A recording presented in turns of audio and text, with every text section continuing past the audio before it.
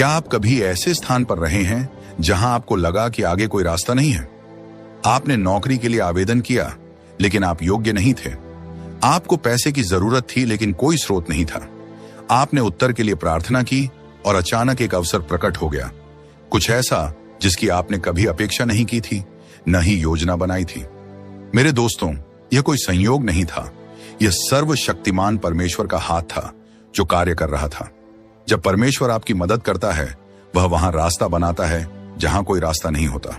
Bible कहती है, देखो मैं एक नई बात करने जा रहा हूं, अब वह उत्पन्न होगी, क्या तुम उसे नहीं जानोगे?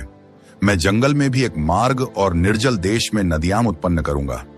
यशायाह 43:19। परमेश्वर को तर्क की आवश्यकता नहीं होती, उसे मानव सोच की आवश्यकता नहीं होती। वह उस सीमा से परे काम करता है जिसे हमारा मस्तिष्क समझ सकता है। उन समयों के बारे में सोचिए जब आपको कोई समाधान नहीं दिखा, लेकिन अचानक एक दरवाजा खुल गया।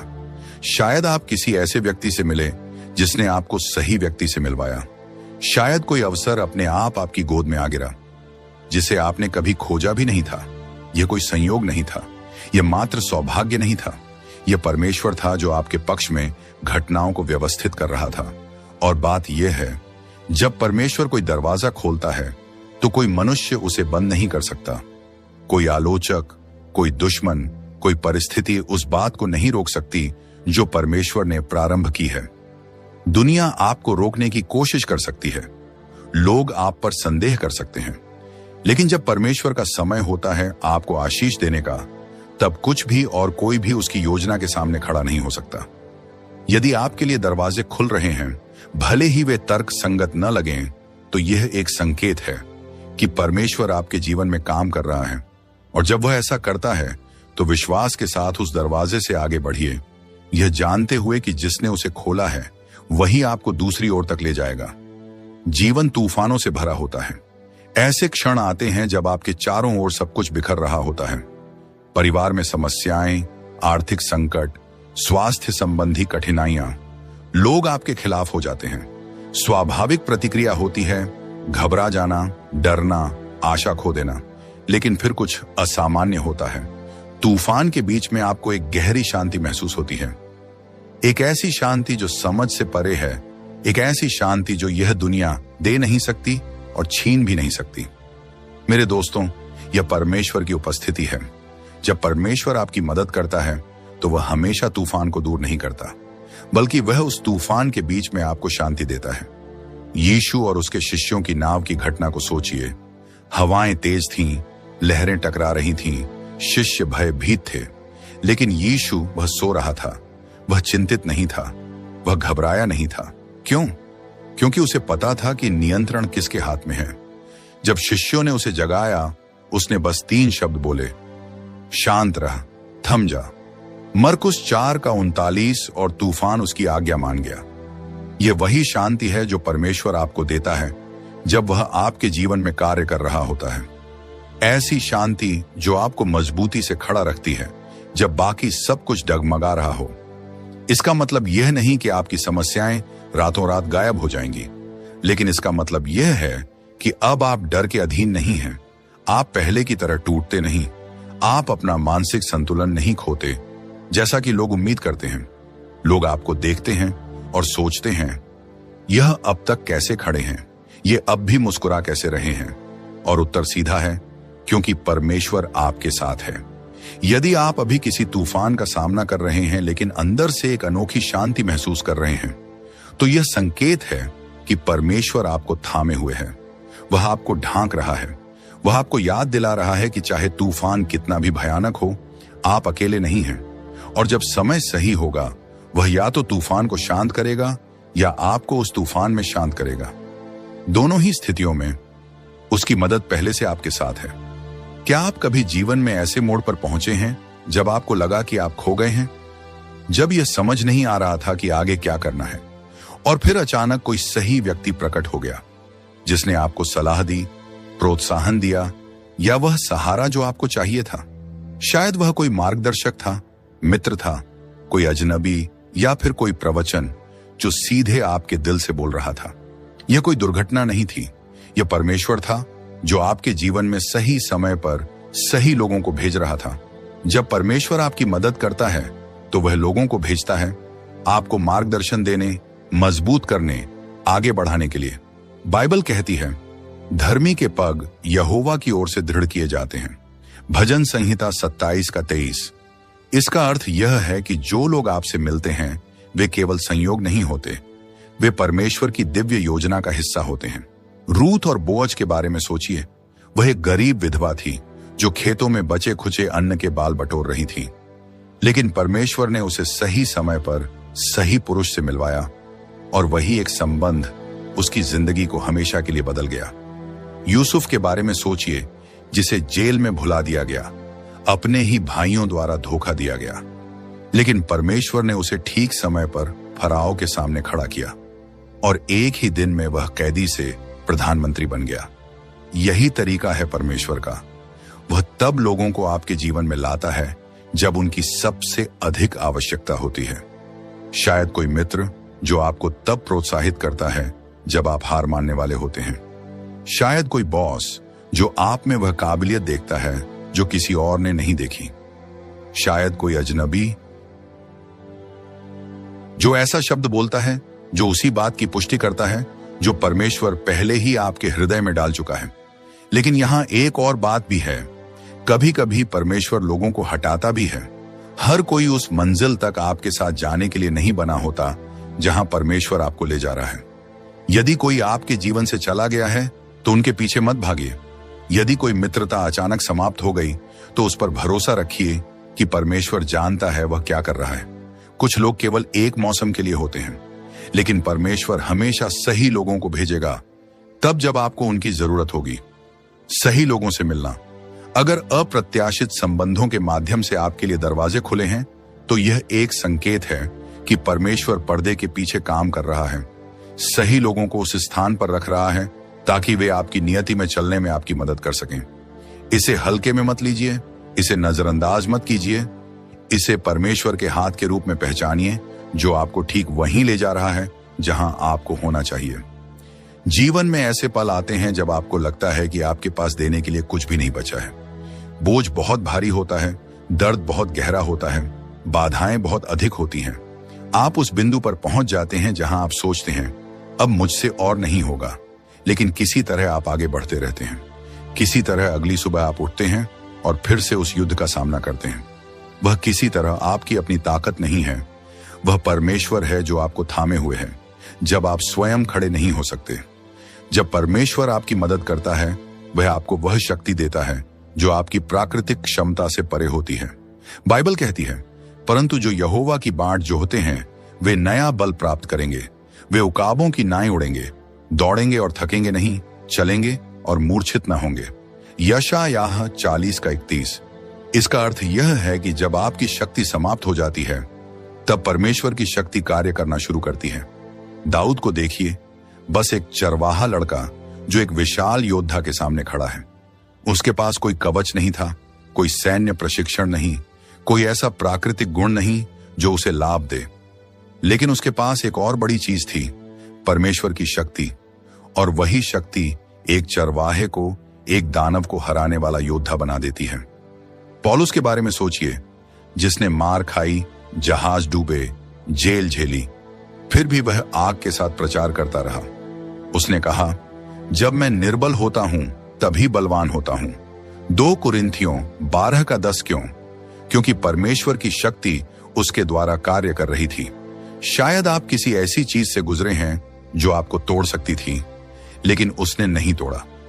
शायद जीवन ने आपके ऊपर ऐसी परिस्थितियां डाली जो आपको नष्ट कर सकती थीं, लेकिन आप अब भी खड़े हैं। यह एक संकेत है, यह एक प्रमाण है कि परमेश्वर आपको बल दे रहा है। लोग आपको देखकर सोच सकते हैं कि आप अब भी आगे कैसे बढ़ रहे हैं। आपने हार क्यों नहीं मानी? आप पागल क्यों नहीं हो गए? लेकिन आपको सच्चाई पता है, यह आप नहीं है, यह आपकी इच्छा शक्ति नहीं है, यह आपकी ताकत नहीं है, यह परमेश्वर है जो आपको उठाए हुए है। और जब तक वह आपके साथ है तब तक कोई भी परीक्षा, कोई भी बाधा, कोई भी कठिनाई आपको गिरा नहीं सकती। आप विजयी होंगे, इसलिए नहीं कि आप कौन हैं, बल्कि इसलिए कि वह कौन है। क्या कभी आपके साथ ऐसा पल आया है जब विनाश बस होने ही वाला था, लेकिन किसी तरह आप बच गए। शायद आप एक दुर्घटना से बाल बाल बचे। शायद आप कोई गलत निर्णय लेने ही वाले थे, लेकिन कुछ आपको रोक लिया। शायद आपके खिलाफ कोई हानि की योजना थी, लेकिन वह आप तक कभी पहुंची ही नहीं। वह भाग्य नहीं था, वह सिर्फ संयोग नहीं था, वह था आपके जीवन पर परमेश्वर का संरक्षण का हाथ। जब परमेश्वर आपकी मदद करता है, वह आपको उन खतरों से भी ढालता है जो आप देख भी नहीं सकते। बाइबल कहती है, जो हथियार तेरे विरुद्ध बनाए जाएंगे उनमें से कोई सफल ना होगा। यशायाह 55:17। यह नहीं कहा गया कि हथियार नहीं बनेंगे, कहा गया है कि वे सफल नहीं होंगे। दुश्मन हमला करने की कोशिश कर सकता है, लेकिन परमेश्वर आपके रक्षक के रूप में खड़ा है। दानियेल को सिंहों की मांद में सोचिए। राजा के पास उसे बचाने की कोई शक्ति नहीं थी, व्यवस्था उसके खिलाफ थी, सिंह असली थे, लेकिन दानियेल के पास एक बड़ी चीज थी, परमेश्वर की दिव्य रक्षा। सिंह उसे छू भी नहीं सके, क्योंकि परमेश्वर ने पहले ही उनके मुंह बंद कर दिए थे। उन 3 इब्रानी लड़कों को सोचिए जिन्हें आग की भट्टी में फेंका गया था। वे आग में फेंके गए, लेकिन आग उन्हें जला नहीं सकी। क्यों? क्योंकि वहां एक चौथा पुरुष भी उस आग में था। स्वयं परमेश्वर उनके साथ था, वह उनका रक्षक था। कितनी ही बार आप ऐसी परिस्थितियों में रहे होंगे जो आपको नष्ट कर सकती थी, लेकिन उन्होंने नहीं किया। हो सकता है आपको उन सभी समयों का पता भी ना हो जब परमेश्वर ने आपकी रक्षा की। शायद उसने आपको घर से निकलने में देर करवाई और बाद में आपको एहसास हुआ कि उसने आपको एक दुर्घटना से बचाया। शायद उसने कुछ लोगों को आपके जीवन से हटा दिया और बाद में आपने उनके असली रूप देखे। अगर आप कभी किसी ऐसी चीज से दूर हो गए जो आपको नुकसान पहुंचा सकती थी, अगर आप कभी किसी ऐसी स्थिति से बच निकले जिसमें आपको नहीं बचना चाहिए था, तो यह एक संकेत है कि परमेश्वर के स्वर्गदूत आपकी रक्षा कर रहे हैं। उसकी उपस्थिति आपको घेरे हुए है। कोई भी हानि आपको छू नहीं सकती जब तक वह अनुमति न दे, और अगर वह अनुमति देता है तो सिर्फ इसलिए कि वह दूसरी ओर एक और बड़ी विजय की तैयारी कर रहा है। इसलिए भय में मत जियो। इस बात की चिंता मत करो कि शत्रु क्या योजना बना रहा है। अगर परमेश्वर आपके पक्ष में है तो कौन आपके विरुद्ध हो सकता है। आत्मविश्वास के साथ चलो, ये जानते हुए कि उसकी दिव्य रक्षा सदा आपके चारों ओर है। क्या आप कभी ऐसी स्थिति में रहे हैं जहां आपको पता नहीं था कि आप इसे कैसे पार करेंगे? बिल जमा हो रहे थे, संसाधन कम हो रहे थे और आपको कोई अंदाजा नहीं था कि मदद कहां से आएगी। लेकिन फिर ठीक समय पर एक आर्थिक चमत्कार, एक मददगार हाथ, एक अप्रत्याशित अवसर। वह किस्मत नहीं थी, वह परमेश्वर था जो आपकी जरूरत के समय में आपकी पूर्ति कर रहा था। जब परमेश्वर आपकी मदद करता है तो वह सुनिश्चित करता है कि आपको ठीक वही मिले जब उसकी सबसे अधिक जरूरत हो। बाइबल कहती है, मेरा परमेश्वर मसीह यीशु में अपनी महिमा के अनुसार तुम्हारी सारी आवश्यकताओं को पूरा करेगा। फिलिपियों 4:19 ध्यान दें। इसमें कहा गया है सारी आवश्यकताएं, ना कि कुछ आवश्यकताएं, ना ही कभी कभी। इसका अर्थ है कि जो भी आपको कमी है, परमेश्वर के पास पहले से उसकी पूर्ति की योजना है। एलिया के समय की उस विधवा को देखिए। उसके पास थोड़ा सा आटा और तेल था, बस एक अंतिम भोजन के लिए। फिर वह और उसका पुत्र भूखे मरने वाले थे, लेकिन परमेश्वर की योजना कुछ और थी। उसने अपने भविष्यवक्ता को भेजा और एक विश्वास के कार्य के द्वारा जो थोड़ा था वह कभी समाप्त नहीं हुआ। वह डालती रही और परमेश्वर भरता रहा। वह देती रही और परमेश्वर बढ़ाता रहा। वह ऐसे ही कार्य करता है। इजरायलियों को जंगल में देखिए, ना कोई दुकान, ना खेत, ना भोजन, लेकिन हर एक दिन परमेश्वर ने स्वर्ग से मन्ना बरसाया। उसने चट्टान से पानी निकाला। उसने वहां पर पूर्ति की जहां मानव दृष्टि से कोई रास्ता नहीं था। शायद आप अभी सोच रहे हैं, मैं इसे कैसे पार करूंगा? शायद स्थिति असंभव लग रही है, लेकिन अगर परमेश्वर ने पहले प्रदान किया है तो वह फिर करेगा। उसे आपको आशीष देने के लिए सैलरी की जरूरत नहीं है। उसे आपके लिए रास्ते खोलने के लिए किसी मानव स्रोत की जरूरत नहीं है। वह स्वयं आपका स्रोत है। अगर आपने अपने जीवन में कभी ऐसा प्रावधान देखा है जो एकदम सही समय पर आया हो, तो यह एक संकेत है। अगर आपने कभी अप्रत्याशित मदद प्राप्त की हो जब उसकी सबसे अधिक जरूरत थी, तो वह परमेश्वर है जो आपको याद दिला रहा है कि वह आपका प्रदाता है। उस पर भरोसा रखें, भले ही आप रास्ता न देख सकें। उसके पास पहले से एक योजना है। वही परमेश्वर जिसने 5 रोटियों और 2 मछलियों से हजारों को खिलाया, आज भी कार्य कर रहा है और वह आपकी देखभाल करेगा। परमेश्वर आपकी मदद कर रहा है। इसका एक सबसे बड़ा संकेत है जब आप अंदर से बदलना शुरू करते हैं। शायद आप पहले हमेशा क्रोधित रहते थे, लेकिन अब आप स्वयं को चीजों को छोड़ते हुए पाते हैं। शायद आप पहले संदेह से भरे हुए थे, लेकिन अब आप परमेश्वर पर अधिक भरोसा करने लगे हैं। शायद आप पुराने घावों को थामे हुए थे, लेकिन अब आपको माफ करने की शक्ति महसूस होती है। इस तरह का रूपांतरण केवल मानव प्रयास से नहीं आता। यह परमेश्वर का कार्य है जो आपके हृदय में हो रहा है। जब परमेश्वर आपकी मदद करता है, तो वह सिर्फ आपकी परिस्थितियां नहीं बदलता, वह आपको बदल देता है। बाइबल कहती है, मैं तुम्हें नया मन दूंगा और तुम्हारे भीतर नई आत्मा डालूंगा। यहेजकेल 36:26। इसका अर्थ है कि पुराना आप जो कटु था, भयभीत था, टूटा हुआ था, अब परमेश्वर की शक्ति से नया बनाया जा रहा है। परमेश्वर को देखिए, पौलुस को देखिए। वह पहले मसीहियों को सताने वाला था, लेकिन वह इतिहास के सबसे महान प्रचारकों में से एक बन गया। यह इसलिए नहीं हुआ क्योंकि उसने बस बदलने का निर्णय लिया, बल्कि इसलिए हुआ क्योंकि परमेश्वर ने उसका हृदय बदल दिया। पतरस को देखिए, वह जो पहले डर के मारे यीशु का इनकार कर बैठा था, वही बाद में हजारों के सामने साहस पूर्वक सुसमाचार की घोषणा करने लगा। यही होता है जब परमेश्वर आपके भीतर कार्य करता है। शायद आप देख रहे हैं कि वे बातें जो पहले आपको लुभाती थीं, अब उनका असर वैसा नहीं रहा। शायद आपकी इच्छाएं बदल रही हैं। अब आप परमेश्वर के लिए अधिक लालायित रहते हैं। यह एक संकेत है, यह प्रमाण है कि वह आपके भीतर कार्य कर रहा है। और सबसे अच्छी बात यह है, यह रूपांतरण कोई ऐसी चीज नहीं है जिसे आपको जबरदस्ती करना पड़े। आपको खुद को सुधारने की कोशिश नहीं करनी पड़ती। जब परमेश्वर आपके भीतर कुछ शुरू करता है, तो वही उसे पूरा भी करता है। और मुझे इस बात का भरोसा है कि जिसने तुम में अच्छा काम शुरू किया है, वह उसे यीशु मसीह के दिन तक पूरा करेगा। फिलिप्पियों 1:6। अगर आप देख रहे हैं कि आप एक अलग व्यक्ति बनते जा रहे हैं, अगर आप देख रहे हैं कि आपका हृदय कोमल हो रहा है, आपका विश्वास मजबूत हो रहा है, आपकी आत्मा हल्की महसूस हो रही है, तो वह परमेश्वर है जो आपकी मदद कर रहा है। वह आपको आकार दे रहा है, ढाल रहा है, तैयार कर रहा है बड़ी बातों के लिए। उसके साथ चलते रहिए और वह उस सुंदर कार्य को पूरा करेगा जो उसने आपके जीवन में शुरू किया है। क्या आपने कभी किसी चीज के लिए प्रार्थना की है और सोचा था कि परमेश्वर उसका उत्तर एक विशेष तरीके से देगा, लेकिन उसने एक बिल्कुल अलग, कल्पना से परे मार्ग चुना? शायद आपने एक खास नौकरी के लिए प्रार्थना की थी, लेकिन उसने आपको बिल्कुल अलग करियर की ओर ले गया जो और भी बेहतर साबित हुआ।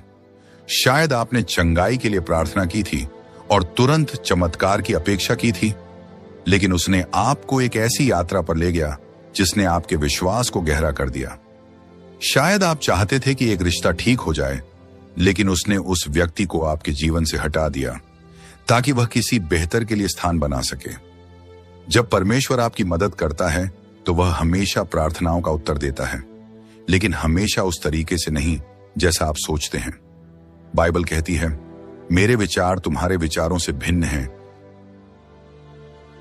और तुम्हारी राहें मेरी राहों से भिन्न हैं, यहोवा की यह वाणी है। यशायाह 55:8। इसका अर्थ है, परमेश्वर वह देखता है जो आप नहीं देख सकते। वह जानता है कि आपके लिए वास्तव में क्या सबसे अच्छा है। यूसुफ को देखिए, उसने महानता का सपना देखा था, लेकिन तुरंत पदोन्नति नहीं मिली, बल्कि उसे दास बना दिया गया, कारावास में डाल दिया गया और भुला दिया गया। निश्चित ही उसने कई बार छोड़ाए जाने की प्रार्थना की होगी, लेकिन परमेश्वर की योजना कुछ और थी। हर असफलता वास्तव में उसे उसकी नियति की ओर ले जा रही थी। अंत में यूसुफ को एक ऐसी शक्ति की स्थिति में रखा गया जिसने पूरे राष्ट्र को बचाया। पौलुस को देखिए, उसने 3 बार प्रार्थना की कि परमेश्वर उसकी देह का कांटा हटा दे, लेकिन परमेश्वर ने उसे नहीं हटाया, बल्कि कहा, मेरा अनुग्रह तेरे लिए काफी है, क्योंकि मेरी शक्ति दुर्बलता में सिद्ध होती है। 2 कुरिन्थियों 12 का कभी कभी परमेश्वर संघर्ष को नहीं हटाता, बल्कि वह सहने की शक्ति देता है।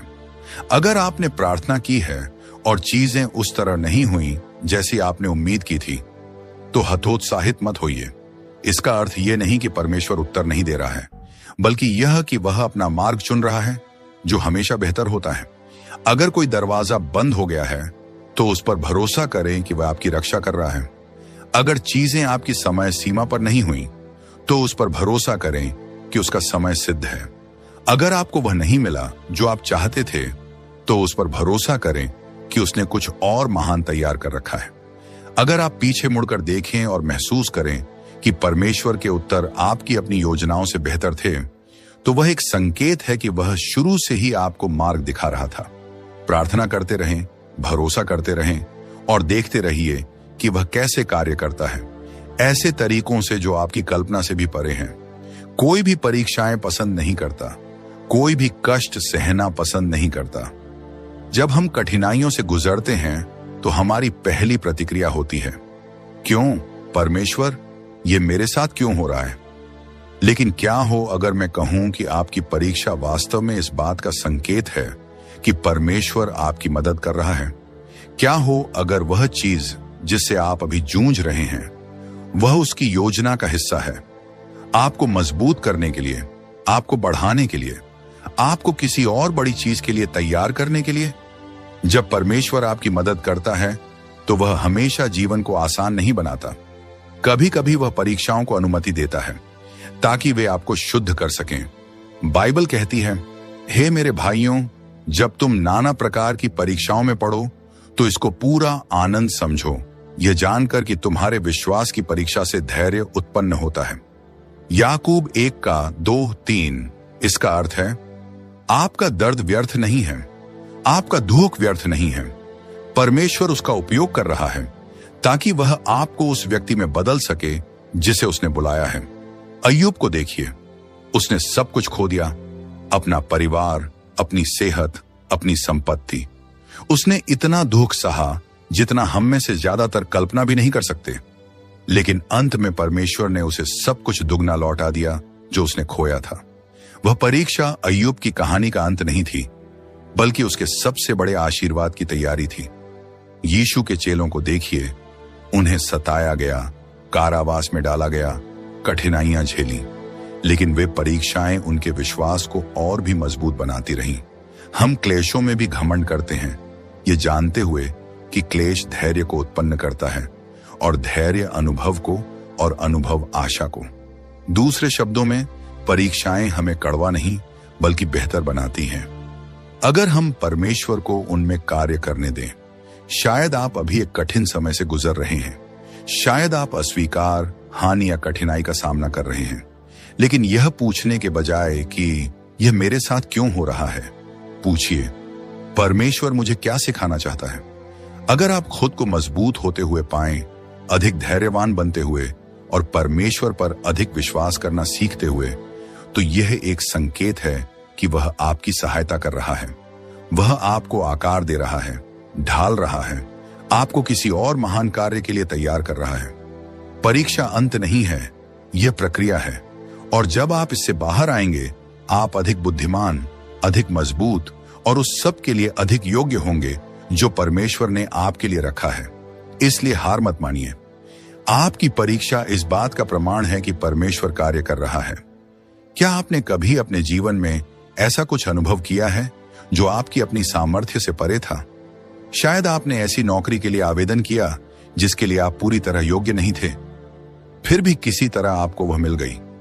शायद एक अवसर अचानक कहीं से आ गया जिसकी आपने कभी अपेक्षा नहीं की थी।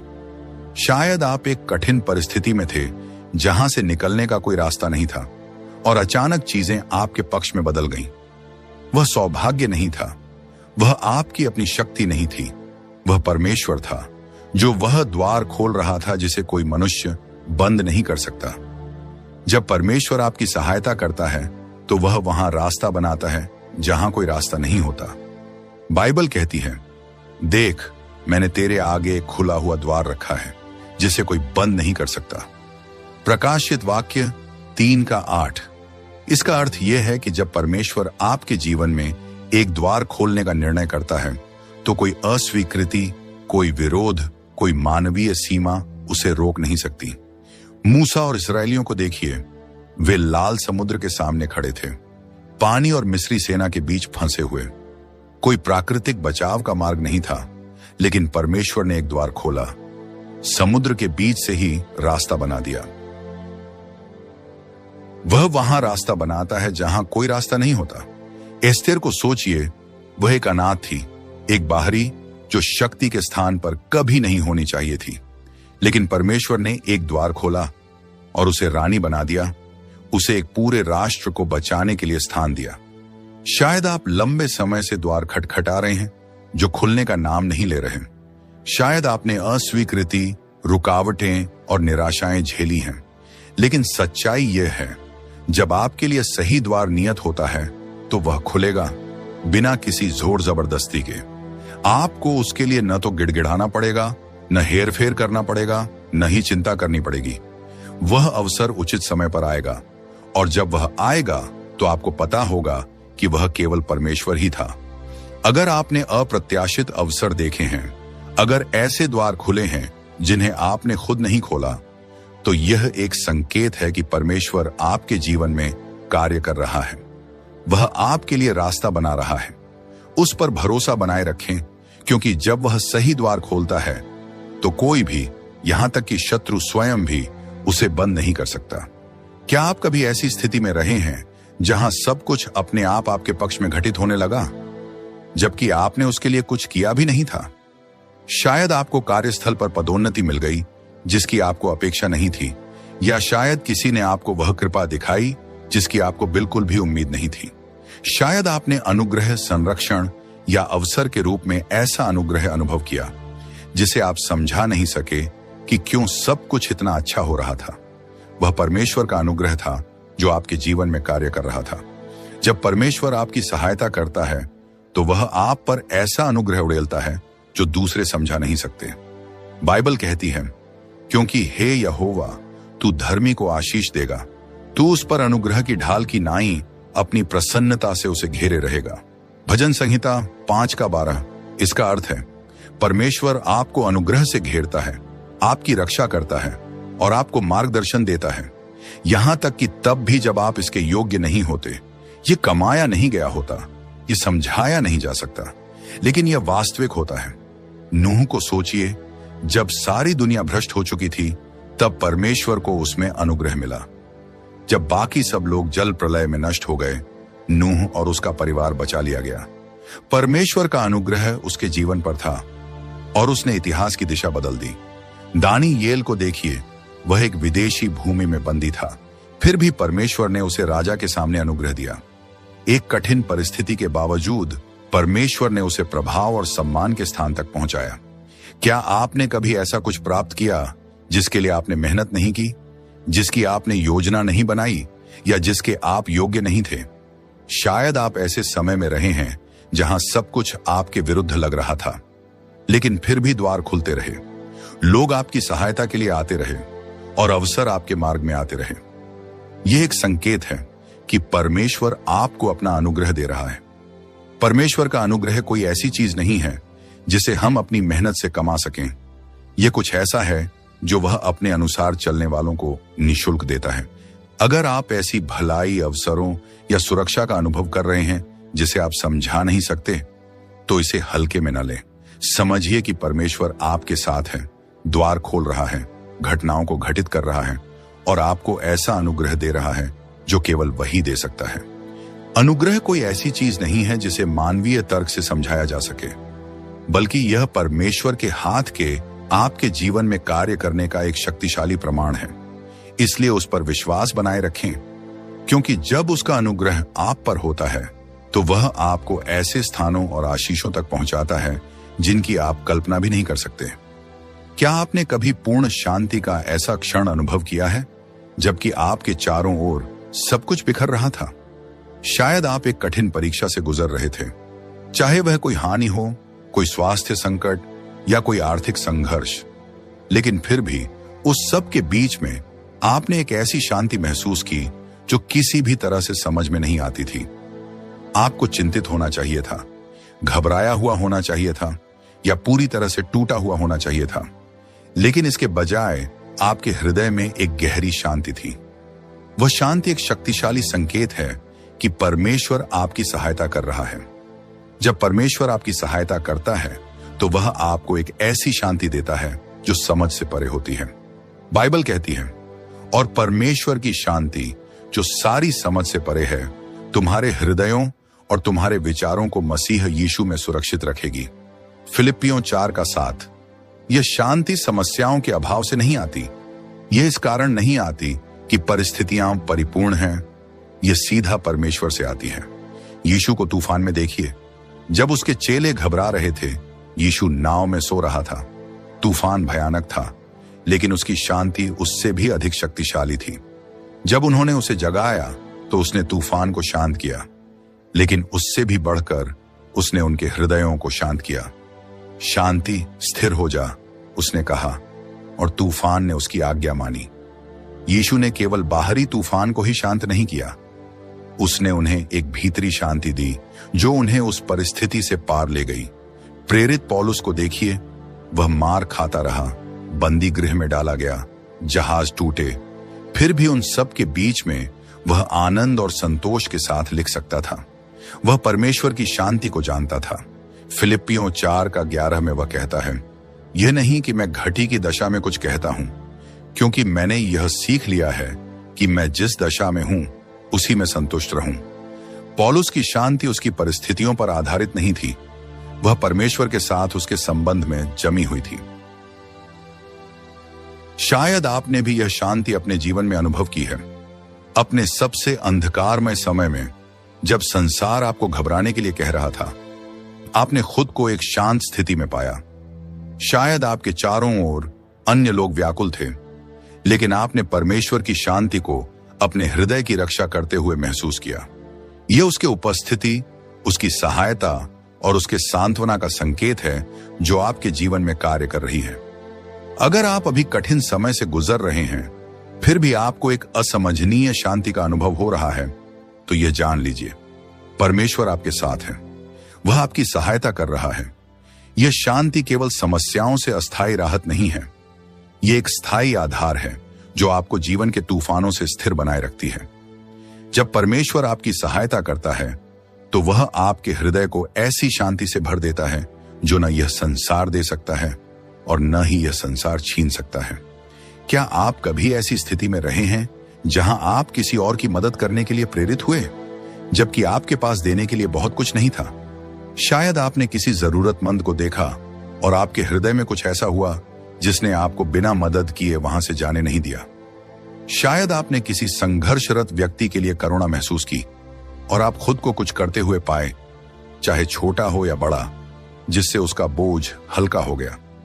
दूसरों की मदद करने की यह इच्छा एक स्पष्ट संकेत है कि परमेश्वर आपके जीवन में कार्य कर रहा है और आपकी सहायता कर रहा है। जब परमेश्वर आपकी सहायता करता है तो वह आपके भीतर दूसरों के लिए करुणा का हृदय रखता है। बाइबल कहती है, पर यदि कोई इस संसार की संपत्ति रखता है और अपने भाई को घटी में देखता है और फिर उस पर तरस खाने से अपने हृदय के द्वार बंद कर लेता है, तो परमेश्वर का प्रेम उसमें क्यों कर बना रह सकता है? 1 यूहन्ना 3:17। परमेश्वर का प्रेम आपके हृदय में आपको स्वयं से परे देखने के लिए बाध्य करता है और आपके आसपास के लोगों की आवश्यकताओं को पूरा करने के लिए प्रेरित करता है। अच्छे सामरी की बात करें, वह व्यक्ति नहीं था जिससे मदद की उम्मीद की जाती, न ही उसका कोई फर्ज था या कोई संबंध उस जरूरतमंद व्यक्ति से। फिर भी उसने एक घायल व्यक्ति को देखा जो मरा पड़ा था और उसके भीतर कुछ हिल गया। वह यूं ही आगे नहीं बढ़ गया, वह रुका, उसने मदद की और दया दिखाई। यीशु ने इस कहानी का उपयोग यह दिखाने के लिए किया कि कैसे परमेश्वर का प्रेम हमारे द्वारा दूसरों तक पहुंचना चाहिए, यहां तक कि जब वे हमसे भिन्न हों या जब उनकी सहायता करना हमें कुछ कीमत दे। प्रेरितों के काम की आरंभिक कलीसिया को देखिए, वे अपनी उदारता के लिए पहचाने जाते थे। वे अपनी संपत्ति बेचते थे और जरूरतमंदों के साथ बांटते थे। उनके हृदय परमेश्वर के प्रेम से इतने भरे हुए थे कि वे दूसरों को देने से खुद को रोक नहीं पाते थे। और विश्वास करने वाले सब एक मन और एक चित्त के थे, और कोई भी अपने माल को अपना नहीं कहता था, परंतु सब कुछ साझे का था। प्रेरितों के काम 4:22 एक दूसरे की सहायता करने की उनकी इच्छा उनमें कार्य कर रहे परमेश्वर के प्रेम का सीधा प्रतिबिंब था। यदि आप अपने आप को किसी पर दया दिखाने, देने, मदद करने या सेवा करने के लिए प्रेरित पाते हैं, और वह भी ऐसी रीति से जो आपको चौंका देती है, तो यह संकेत है कि परमेश्वर आपकी सहायता कर रहा है। उसका प्रेम आपके माध्यम से बह रहा है और उसकी आत्मा आपको दुनिया में उसके हाथ और पैर बनने के लिए प्रेरित कर रही है। शायद आपने किसी की मदद की हो बिना कुछ बदले की अपेक्षा के, या शायद आपने ऐसा बलिदान किया हो जिसकी आपने कभी कल्पना नहीं की थी। यह परमेश्वर ही है जो आपके माध्यम से कार्य कर रहा है। जब परमेश्वर आपकी सहायता करता है तो वह केवल आशीषें ही नहीं देता, वह आपको एक उदार हृदय, एक करुणा से भरा मन और सेवा की आत्मा से भर देता है। अगर आप सक्रिय रूप से दूसरों को आशीष देने के तरीकों की तलाश कर रहे हैं, तो यह प्रमाण है कि परमेश्वर आपके हृदय में जीवित और क्रियाशील है। इसीलिए सेवा करते रहें, प्रेम करते रहें, मदद करते रहें, क्योंकि परमेश्वर आपको जीवनों को प्रभावित करने और अपना प्रेम संसार में फैलाने के लिए उपयोग कर रहा है। क्या आपने कभी ऐसा अनुभव किया है जहां आप किसी परिस्थिति से गुजर रहे थे और उसी बीच में आपके हृदय या मन में कुछ बदल गया हो? आपने चीजों को अलग तरह से देखा, बड़ी तस्वीर को समझा, या आपकी सोच में कोई बदलाव आया? शायद कोई बात जो पहले आपको परेशान करती थी या एक रुकावट जैसी लगती थी, अब एक बढ़ोतरी का अवसर लगती है। या फिर आपने पाया हो कि अब आप समस्याओं को स्थायी रुकावटों की बजाय क्षणिक चुनौतियों के रूप में देखने लगे हैं। सोच में यह परिवर्तन परमेश्वर की सहायता का एक शक्तिशाली संकेत है। जब परमेश्वर आपकी सहायता करता है तो वह आपके देखने के दृष्टिकोण को बदल देता है। बाइबल कहती है, और इस संसार के सदृश न बनो, परंतु अपनी बुद्धि के नए हो जाने के द्वारा अपने आप को रूपांतरित होने दो। रोमियो 12:2। परमेश्वर केवल आपकी परिस्थितियां नहीं बदलता, वह उन्हें देखने का आपका तरीका बदलता है। वह आपको एक नई सोच देता है जो उसकी सच्चाई, उसके वादों और आपके जीवन के लिए उसकी योजना के अनुरूप होती है। यूसुफ की कहानी को सोचिए। जब उसे दास बनाकर बेचा गया और बाद में जेल में डाल दिया गया, तो उसके लिए यह सब कुछ शाप या विश्वासघात की तरह लग सकता था। लेकिन जब यूसुफ ने पीछे मुड़कर देखा तो उसने समझा कि ये परीक्षाएं परमेश्वर की योजना का हिस्सा थीं, न केवल उसकी रक्षा के लिए बल्कि एक पूरे राष्ट्र को बचाने के लिए। उसका दृष्टिकोण कटुता से बदलकर परमेश्वर की प्रभुता में विश्वास बन गया। तुमने तो मेरे साथ बुरा करने की सोची, परंतु परमेश्वर ने उसके द्वारा भलाई की सोची। पौलुस को देखिए, वह वर्षों जेल में रहा, लेकिन उसने उस समय को कड़वाहट में व्यर्थ नहीं जाने दिया। उसने उस समय का उपयोग प्रेरणादायक पत्र लिखने के लिए किया जो आरंभिक कलीसियाओं को सशक्त बनाए। उसकी परिस्थितियों ने उसके उद्देश्य को नहीं बदला। उसने अपनी स्थिति को सुसमाचार फैलाने के एक अवसर के रूप में देखा, उस तरीके से जो वह अन्यथा नहीं कर सकता था। उसका दृष्टिकोण बदल गया था। शायद आप भी किसी ऐसी चीज से गुजरे हैं जो अनुचित लगी, जिसने आपको गिरा दिया या आपको निराश कर दिया।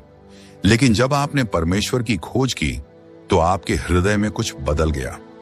शायद जो पहले असफलता लगती थी अब एक कदम की तरह लगती है। जो पहले पराजय लगती थी अब परमेश्वर की महिमा को प्रकट करने का अवसर लगता है। यदि आपने इस प्रकार के दृष्टिकोण में बदलाव का अनुभव किया है, जहां आपने चीजों को अधिक आशा, विश्वास या समझ के साथ देखना शुरू किया है, तो यह संकेत है कि परमेश्वर आपकी सहायता कर रहा है।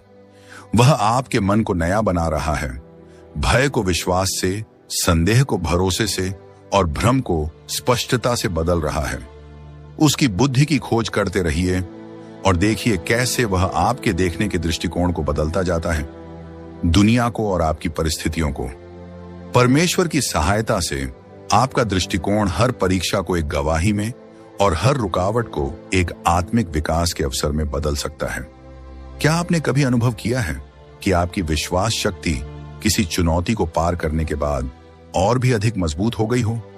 शायद आपने शुरुआत में संदेह किया या नहीं जान पाए कि सब कुछ ठीक होगा या नहीं, लेकिन उस प्रक्रिया के दौरान आपने स्वयं को परमेश्वर पर गहराई से भरोसा करते हुए पाया, उसके वादों पर अधिक विश्वास करते हुए